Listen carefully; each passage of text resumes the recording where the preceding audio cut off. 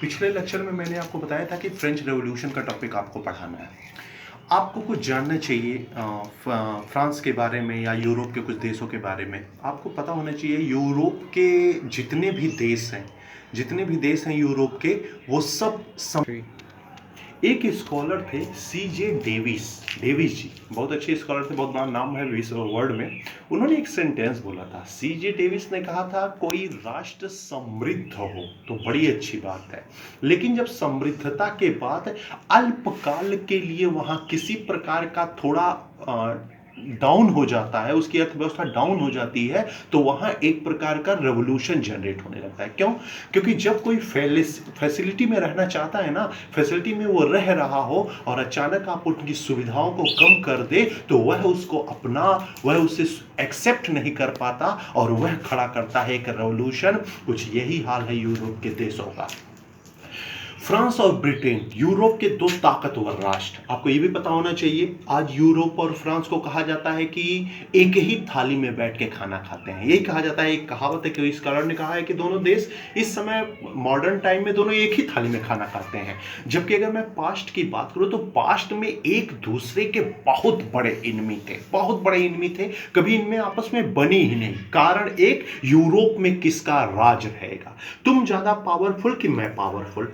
इसी वजह से फ्रांस में मोनार्की स्टैब्लिश हो गई। मोनार्की स्टैब्लिश होने की वजह से और ब्रिटेन को डोमिनेट करने की वजह से फ्रांस के जितने भी राजा थे वो अपनी जनता से अच्छा खासा टैक्स लेते थे और उस टैक्स को लेकर वो अपने डिफेंस को स्ट्रांग बनाना चाहते थे, केवल इस कारण से कि यूरोप में उनका राज कायम हो जाए। यही कारण है कि फ्रांस की जो सोसाइटी थी वो तीन पार्ट में डिवाइड हो गई थी। सबसे ऊपर था मोनार्की, राजा के साथ एक वर्ड जुड़ा है और वो वर्ड है कुलीन वर्ग। इंग्लिश में भी यही बोलते हैं, कुछ लोग उसे लिटरेरी बोलते हैं कुलीन वर्ग को। कुलीन वर्ग में क्या है, जो श्रेष्ठ, जो फ्रांस के सबसे अमीर लोग हों, या सिंपल मैं कहूँ मिनिस्टर हैं, जो होते हैं ना राजा के महामंत्री, सेनापति, ये वो, तो वो जो होते हैं वो सब कुलीन वर्ग में आते थे। तो एक वर्ग मोनार्की का था, दूसरा वर्ग आपका मध्य वर्ग था, मीडिएटर, जो मिडिल क्लास की फैमिली थी वो थी। उसी में एक और ऐड किया जाता था मध्य वर्ग में, वो पादरी थे। पादरी सुने ही होंगे, चर्च वगैरह में रहते हैं वही पादरी, हाँ बिल्कुल वही पादरी, धर्म से रिलेटेड। तो एक वर्ग था मोनार्की का, मोनार्की के साथ कौन जुड़ा था, कुलीन वर्ग। एक वर्ग था मीडियर का, मीडिएटर जो होता है, मिडिल ग्रुप, उसके साथ पादरी जुड़े थे। और तीसरा एक और वर्ग बनाया गया था और वो वर्ग सबसे लोवेस्ट वर्ग था, थर्ड सोसाइटी उसको लोग बोलते थे। लुई 14 एक राजा हुआ फ्रांस का। ये घटना है मुझे लग रहा है 1772 का, 1772 ईस्वी के आसपास है। मोनार्की ने क्या किया, राजा ने, लुई 14 ने क्या किया, उसने देखा कि ये कुलीन तंत्र जो उसी के ग्रुप में था, ये कुलीन वर्ग उसके ऊपर जरूरत से ज्यादा इंटरप्ट कर रहा है, बहुत ज्यादा इंटरफेयर कर रहा है, उसके हर एक डिसीजन में लगता है अपनी राय देने। तो लुई 14 बड़ा काबिल शासक था, बहुत अच्छा राजा रहा है फ्रांस का।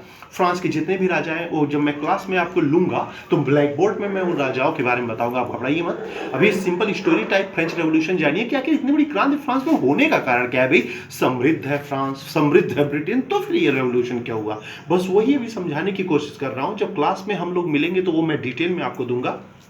तो लुई 14 बड़ा अच्छा शासक रहा है, फ्रांस के जितने भी शासक हुए उसमें सबसे अच्छा शासक था। उसके डिसीजन में कुलीन वर्ग बहुत इंटरफेयर कर रहा था। मोनार्की को लगा ये कुलीन वर्ग, मैंने इसको क्या कुछ अधिकार दे दिया, ये तो लग रहा है मेरे डिसीजन में इंटरफेयर करने।